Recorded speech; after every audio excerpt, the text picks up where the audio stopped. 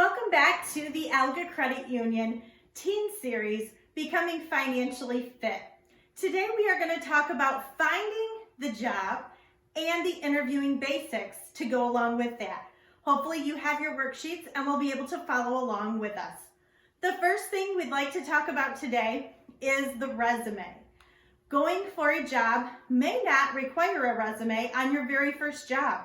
You might just have an application. If you have an application, you want to make sure to make it very legible or to fill it out online in a typed format. If your job does require a resume and you get that together, I would suggest making sure that's only 1 page long. If you have longer than 1 page on your resume, then that should indicate to me that you're going for a more advanced job that requires a lot of experience. So make sure that you're not making a long resume if it is a very entry-level position. Another thing to be aware of is thinking about your email that you're putting on your resume or your application.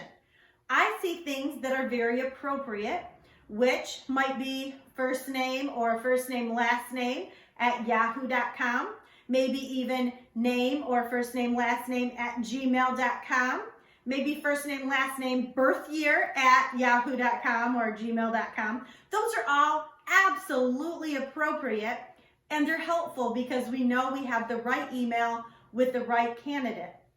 Inappropriate emails that I would probably stay away from putting on your resume or application might be something like these provided. BigDaddy1 at yahoo.com, FoxyLady3 at gmail.com, I'm a diva at hotmail.com. You get the point. You want to make sure that you're being professional when you're seeking out a job. Professional would be your name. Next, after that application or the resume has been sent in, the next step would be the phone call. When you have applications or resumes out there and you're expecting phone calls for a job, be mindful of that. Make sure that you are answering your phone properly. Things that I've seen or heard from in the teenager realm are very interesting. I don't think I would like it if I were calling somebody about a job and they answered the phone saying, "Who dis? What up? What you got?" You get my drift, right? You want to make sure that when you are answering the phone, you are just saying the appropriate terminology. Anything appropriate would look like this. Hello. That's always appropriate. Maybe I want to be even more professional and say, "Hello, this is Lori Hawk." Or, "Hi, this is Lori. How can I help you?" Any of those types of things are very respectful ways to answer your phone. If somebody had said to me, "What up?" or "Who this?" right? I might say, "I apologize, I think I have the wrong number." And you would never know that here I was calling you about a job because I just found out that's not appropriate and not the person I want working for me. I've already made my decision, no reason to go on with the interview. You are being interviewed right from that initial phone call. Make sure that your words are worthy of hearing by a future employer. Another thing you might want to think about before you send out that resume or put in the application is thinking about how you have yourself presented out there on social media. Yes, people will be checking social media to see a little bit about you before they call you. They might look on Instagram, Facebook, Snapchat, YouTube, Twitter, and the lists go on. There's LinkedIn, a lot of different places where they're going to be looking for your name or any form of your name or any form of your email, a lot of different ways that we can look you up. And we're checking out, who are you? What kind of pictures are you posting? How do you talk to people? Are you full of drama? Are you about the basics? Are you encouraging? There's a lot of things out there that might not be presenting you in a positive light, even before the interview. These things could be detracting you from getting the job you want. In the future, it can detract you from your dream job. You want to make sure that your prospective employer will be able to get to know the real you, and that real you is something appropriate. So think about your pictures and your posts and the things that you're saying out there. Are you saying things that are not very nice about your classmates?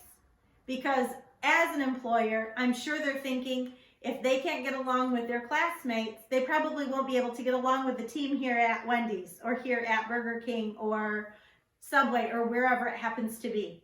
You could be putting out there things that are hurting you from getting the job. So you want to make sure that everything that you put on your social media only reflects the positive you. In fact, hopefully you only have that positive side. If you are full of drama, if you are full of excuses and complaints and things like that, that is not as attractive to an employer. And those things will come through by the way you talk on your social media platforms. Big warning there to many of you. Let's talk a little bit about the interview. So when you're ready for that interview, you should already be going over lists of questions, what you might want to answer in that interview well ahead of time. You can practice on your own, and once you have your answers compiled, you can even ask a friend or a family member to ask you some of the questions and see how you do answering. You want to make sure that your answers are coming through. So what I might like to see from you is some good, quick answers. You can think about it for a second. That wouldn't be a bad idea. I'd like to get vulnerable with you and answer a few of these questions. That might help you a little bit to see how I might answer one of these questions. If somebody said, tell me about yourself. Well, I'm not going to go through my name or my age or anything like that. I'm not going to go through my job qualifications because that's all on my resume. But I can tell them something they don't know about me. I might say, well, I have been married for 24 years. And I do have two beautiful daughters, ages 20 and 16, one in college, the other is in high school. And I think my favorite thing to do is be a mom and a wife, because I live a pretty great life on the side apart from my work and enjoy my family. We love to go on vacation together, and we enjoy playing games at home and things like that. I do enjoy reading as well. Have you gotten to know a little bit about me through my answers just now? A lot of things that have nothing to do with my job. What are they learning about all those things that I just told them? They're learning that I'm pretty happy because I've been married for 24 years to the same person. I have two daughters that I'm proud of. Things we like to do together. We like to go on vacation. We like to play board games. You're hearing those things. You know a little bit about me, and you feel like, you know, you've gained something. You've gotten to know me a little bit. Now let me give you an answer that might not work so well. Somebody says, tell me about yourself. Well, you know, there's just really not a lot to say. I think, you know, everything on the interview, you know, sheet there, the resume I've given you pretty much sums it up. I work. Are you getting the point? That's not a great answer. I'm not sounding upbeat. I don't really have anything to say about myself. They're thinking, wow, this person doesn't really have a whole lot within them. Nothing exciting. They're going to have a hard time getting along with their teammates, right? Are you gathering the difference there? Maybe another question is, how do you feel about not attaining a goal? Oh, wow. Let me answer this one. I do not consider not attaining a goal an option. For me, I always have lists that I like to complete and get tasks done. If I don't get my tasks done with the time I've set for myself, it goes on my list for maybe the following week. I'm always going to get my job done. And my goal, most of the time, is to get it done well ahead of time. But to not accomplish the goal is just not an option. I'll stay up all night long if I had to make sure that my goal was accomplished. That's the kind of worker you'd get out of me. let's go through one more question. Let's see. The question for this one is, what is the most difficult decision you had to overcome with another worker or classmate? You know, that's not one I know right off the top of my head. So here is a little hint. On the beginning of this question, I'm going to say, that's a great question. Typically, I wouldn't want to share something like this, but you're right. All of us are going to have people that we come into contact with that aren't the best to get along with. And we have to learn in all environments that a lot of us aren't going to be alike. I think the thing that has been the hardest to overcome is when somebody is gossiping and talking negative about another classmate or a negative person. And I found that the best way to overcome those things is not to engage in that kind of talk and to either shut it down or to walk away and let them know, I just don't want to be a part of that. Appearance, the day of the interview. A shower is a must. I know that seems like common sense, but I'm telling you, it's very important, especially if you've come from a practice or something like that. You want to make sure that you take a shower afterward before the interview. Another important thing is deodorant. If you've spent the whole day working at school, along with your school work and different things, you may need a new application of deodorant prior to the interview. Groomed hair. Yes, you should run that brush through your hair prior to going into the interview. If you have spent the day at school or eating lunch somewhere and things like that, you would probably want to brush your teeth prior to going to the interview if that's possible. Make sure the lunch is out of the teeth. Take a look in your mirror prior to going into the interview. Check the teeth. Do that. Make sure there's nothing in those teeth that shouldn't be there. If you are a smoker or coffee drinker or any other type of thing like that does cause an odor, you want to make sure that you have mints and mouthwash prior to the interview to take that smell away. If you are a lady or a man, you want to make sure that your fingernails are groomed properly. For a lady, that does not mean you have to have a colored polish on there, but you do want to make sure that they're not too short or not too long. You want to make sure they're just kind of groomed nicely. A manicure is fine. For men, you want to make sure if you've got a lot of dirty spots on your hand, if you like to deal with oil or mechanics and things like that, make sure that you get all of the dirt out from underneath if possible. Those are some things you might want to think about prior to going in. Let's talk a little bit about the clothes that you would wear to an interview. I like to tell everybody to go one grade higher than what the job would require. So if you are thinking about applying somewhere like a lawn company and the attire for, I would say, somebody who mows lawns is jeans and maybe a t-shirt while they're working. But for the interview, it would be good to maybe do jeans with a polo shirt with a collar, or maybe even dress pants and a shirt with a collar. That shows that you can be professional for the interview, even though you would never wear that to the job.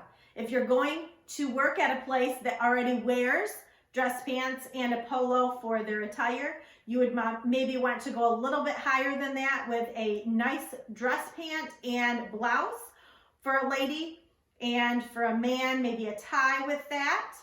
And if you are going somewhere where that already is the normal attire, you might want to go out for a full suit, and that's for a man or a lady. So in my field of work, business attire is required daily, and dresses, dress pants, blouses are the normal work attire. So an interview level would be a suit. Even though I don't wear a suit every single day to work, I would wear one to the interview. Hope that makes sense.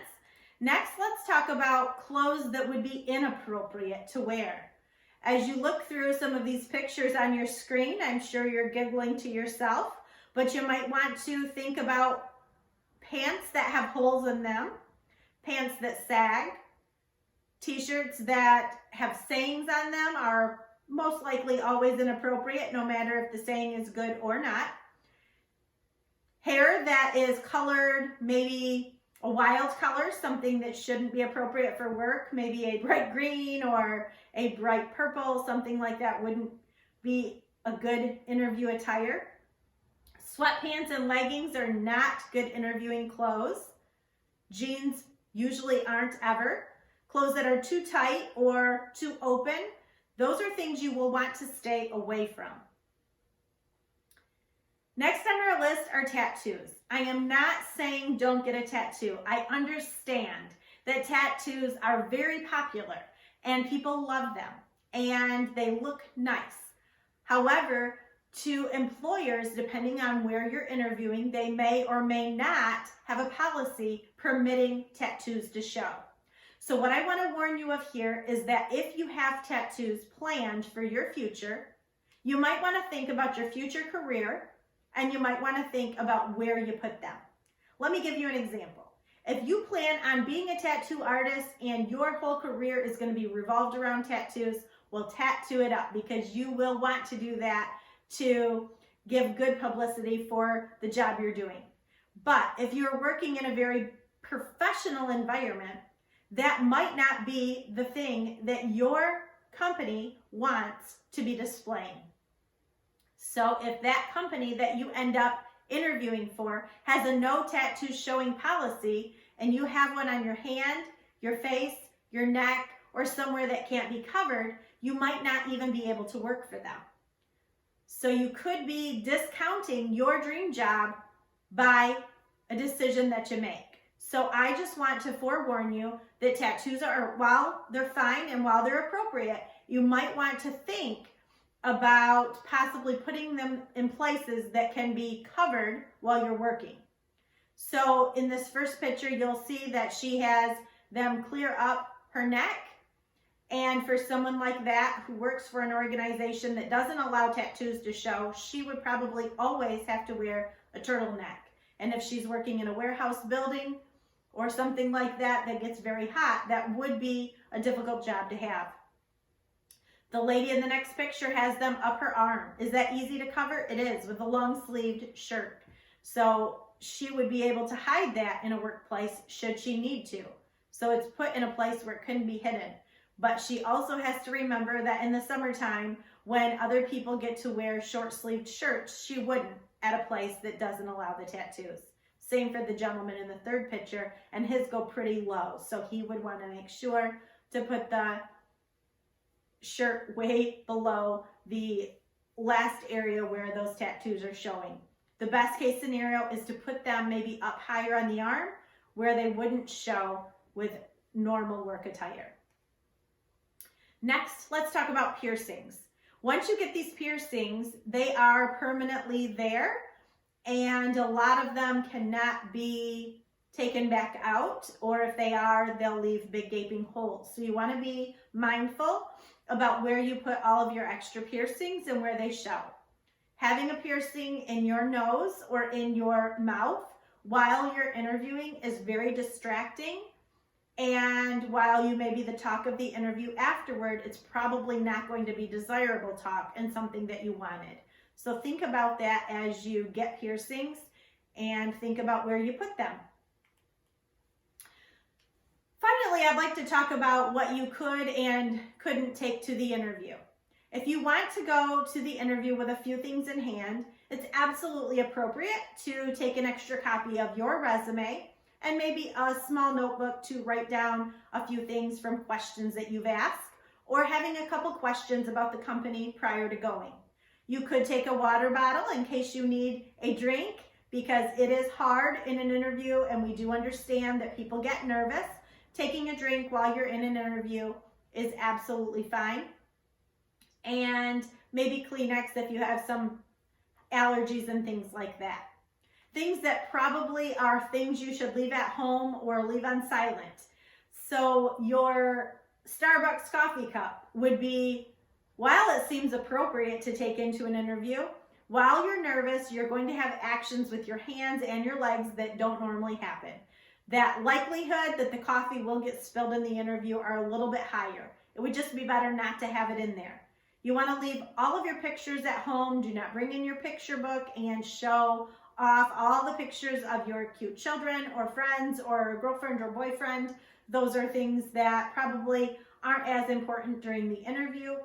And your phone is a big distraction. Even if you have it on silent and it's in your pants pocket or something like that, it can be very distracting because you want to know, what is that text that just came in, or what is that phone that's ringing, who's calling me, is it important? Is it, or could it be more important than what you're doing right now, that interview? No, you can get to it as soon as the interview is done. So you want to make sure that you just don't have it out, because if you do have that phone out, even if you have it upside down or laying on the desk anywhere near where the interviewer can see it, they are realizing that your phone and everything that's going on in that phone is well more important than that interview. And somebody else who doesn't bring that and do that in that interview, who's going against you, will be able to shine higher. Those are just a few tips from interviewing basics that I would want you to think about, because these are your days to get a little extra cash. And if you want to get the job, you want to make sure that you are the standout other than the other people you're going up against. That's Interviewing Basics with Lori from Alga Credit Union. Make it a great day. We're Alga Credit Union.